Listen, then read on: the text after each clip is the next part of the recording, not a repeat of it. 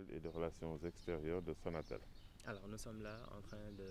procéder à la cérémonie de lancement de la 11e saison de la Marmite du Cœur. Quelles sont déjà vos impressions vu les dispositions que les organisateurs ont prises pour respecter les mesures édictées par les autorités?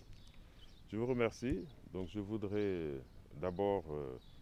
me féliciter du renouvellement de ce partenariat qui date maintenant de 11 ans, comme vous l'avez dit. Je voudrais donc remercier très sincèrement nos amis Alassane et Mustapha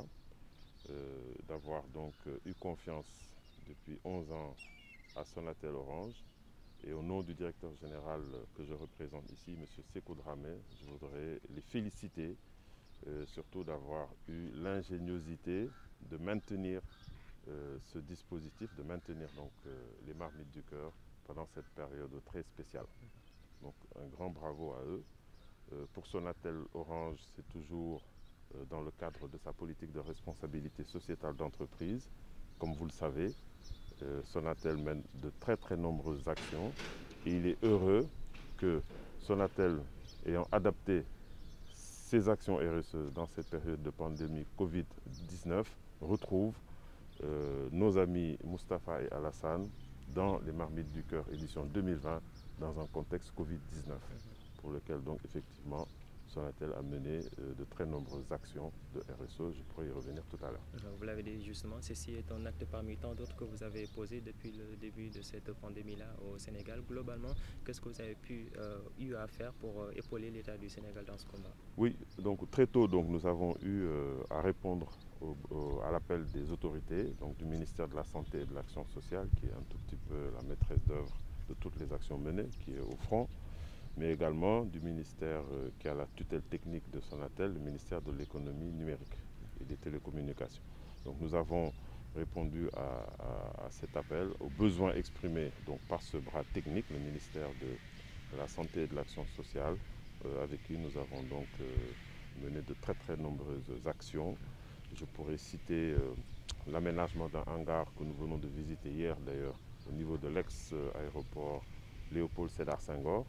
Donc cet hangar va permettre donc de recevoir des malades et le ministère est en train de voir, compte tenu de l'évolution actuelle de la pandémie, comment d'ailleurs réajuster un peu la stratégie globale par rapport à ce nouveau réceptacle de 100 lits qui est aujourd'hui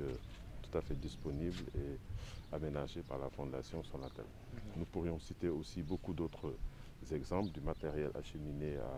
à Diamniadio, donc tout ce qui est EPI, du matériel des respirateurs, etc., dont une grande partie est déjà disponible, le reste sera livré la semaine prochaine, sans compter les actions de sensibilisation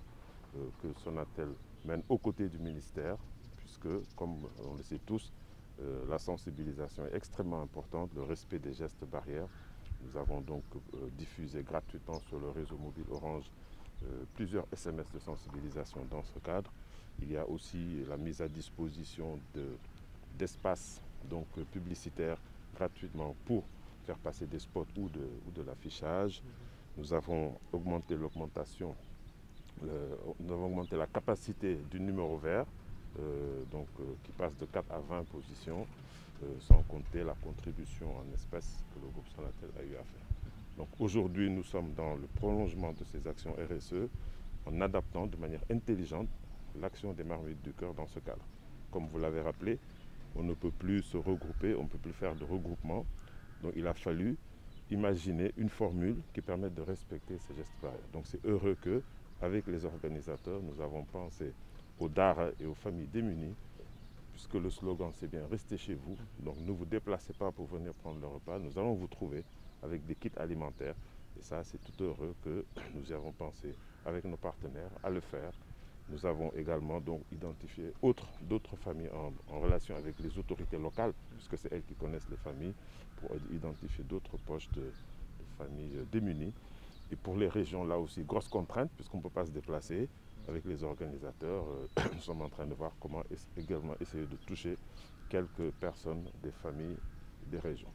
On pourrait donc dire que les Marmites du Cœur 2020 s'adaptent au contexte de Covid-19, mais les objectifs restent les mêmes, les objectifs nobles restent les mêmes, c'est d'être toujours proche des populations démunies dans des périodes de Ramadan, où la solidarité est de mise. Et encore une fois, au nom du directeur général, M. Sékou Dramé, je voudrais féliciter et remercier nos partenaires Moustapha et Alassane d'avoir fait confiance encore à Sonatel Orange. Une phrase de sensibilisation envers les Sénégalais qui vous regardent.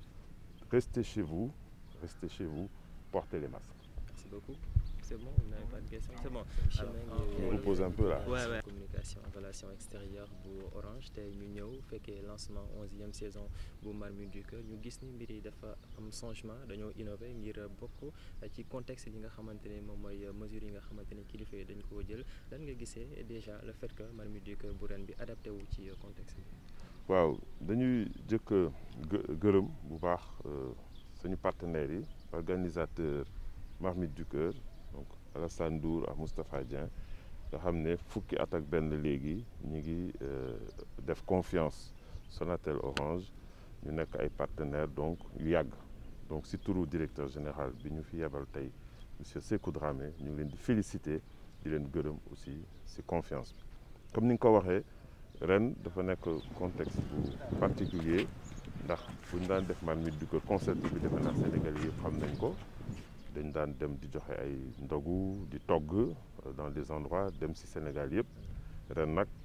ku ne xam na ne ak mbas bi fi dugg si mbas bi rot si àdduna bi kenn mënatul def loolu donc ñu ne ñun ak suñu partenaires yi vraiment ñu félicité wu ingéniosité boobu parce que dañu ne dinañu def Marmite du Cœur tout en respectant consignes yi nga xamante ni këru docteur yi ak nguur gi joxe nañ donc du ñu def rassemblement du ñu togg et cetera ñu identifier ay kër ay daara yoo xamante ne dafa dëggat yàlla soxla nañ ko ci période bi ak yenn néew di doole yi nga xamante ne aussi dañ ko soxla ñu daal di ne dañuy def ay kit yoo xamante ne nit ñi du ñu bouger comme slogan bi mooy toog leen seen kër ñun ñooy envoyé ak délégation yu ndaw a ndaw ay kit alimentaire mu fekk ci leen seen kër donc loolu mu nekk adaptation par rapport ak situation bi ko laaj donc loolu nañu def ren ñuy jéggulu sax mën naa ko wax ci turu organisateurs yi parce que bu doon sago Sonatel Orange ak suñu partenaires yi dinañ def lu ñu daan def wala sax ñu gën a wër Sénégal yëpp waaye nag comme ni ngeen ko gisee déplacement yi kenn mënu ko def gis ngeen contrainte yi donte ak cawarte partenaires yi dinañu xool sax nan nañu mën a am quelques poches yoo xamante ne ci biir réew mi dinañu xool nu ñu leen mën a toucher donte am na ay contraintes dinañ xool autorisation yi ñoo xamante ne mën nañ ko ut pour indi ko foofu donc loolu moo doon daal solo wax ji ci politique gu RSE Sonatel la bokk mais aussi ci contribution en continu ci mbas mi nga xamante ne rot na ci dëkk bi. wax nga ko action la bu am solo boo xam ne yéen a ngi koy def ànd ci ak waa Marmite du Cœur mais au-delà de ça am na yeneen actes yoo xam ne jot ngeen ko posé de manière globale ngir gën a xeex feebar bi est-ce que mën nga ciy ñëwaat. waaw bi fi mbas mi rot see nag ci njëlbeen nga la ñu waxtaan ak ministère de la santé et de l'action sociale ku ne xam na ne moom mooy boot mbir mi ci liggéey évidemment ak toutes les autres structures de l'État ak ñun ministère bi nga xamante ne mooy tutelle technique gu télécom muy ministre de l'économie numérique et des télécommunications donc bi ñuy waxtaanee ministère de la santé jébbal ñu ay besoins ñu daal di ci jublu rapidement amoon na ay besoins yu urgents moo doon ut ay jumtukaay pour hôpitalu Diamniadio ay respirateurs ak yeneen ñu daal di livrer li ci gën a bari am na lu des lu ñuy livrer semaine bii di ñëw incha allah bokk na ci aussi sensibilisation dafa am solo moo tax SMS yi ngeen gis ñu yónnee pour sensibiliser nit ñi nee nañ sol masque yi nañ respecter gestes barrières yi nañ éviter rassemblement yooyu yëpp def nañ ko ci réseau mobile Orange te daañu ko continuer pareegul bokk na ci aussi jël ay temps d'antenne yoo xam ne ñun amoon nañu ko ci ay télévision wala ay affichage ñu jox ko mettre ko à la disposition ministère de la santé pour que ñu communiquer ci bokk na ci aussi aménager ab site centre médical benn hangar bi nekk fii hangaru pèlerin bi nekk fii ex aéroport Léopold Sédar Senghor fondation Sonatel aménager ko en procédure d'urgence ba war nañ fa am à peu près téeméeri lal donc loolu aussi démb rek nañ ko visiter ak technicien au ministère de la santé ñoom ñu ngi xool nan dañu mën a fexe ba ñu rendre ko opérationnel très rapidement sachant que ñun tabax nañ ko ba pare ut yax yeneen partenaires yu mel ni ARTP yu def lal yi donc loolu aussi bokk na ci jéego yu ñu def évidemment ñu ñëw dolli ci aussi benn chèque cash boo xamante ne dañ ko mettre à la disposition force Covid-19 chèque bu 250 millions loolu mooy contribution Sonatel globalement jeexagul puisque dañuy considérer que ni ñu continuer di def yëpp dafay bokk ci Covid-19 maanaam action yoo daan def yëpp nga adapté ko ak situation bi di ci sensibiliser waale te du lor kenn loolu nañuy continuer évidemment ñu ngi évaluer mbir mi ci benn comité boo xam ne ñun ñu ngi ci te à chaque fois Sonatel Orange dina adapté wu di indi ay contribution ci politique bu RSE pour que mbas mi jóge fi. Phrase de sensibilisation bi muy doon. waaw phrase bi ñuy faral di wax toujours rek toog leen seen kër ñu yokk ci ñuy sol masque yi am na solo. Merci beaucoup. Merci.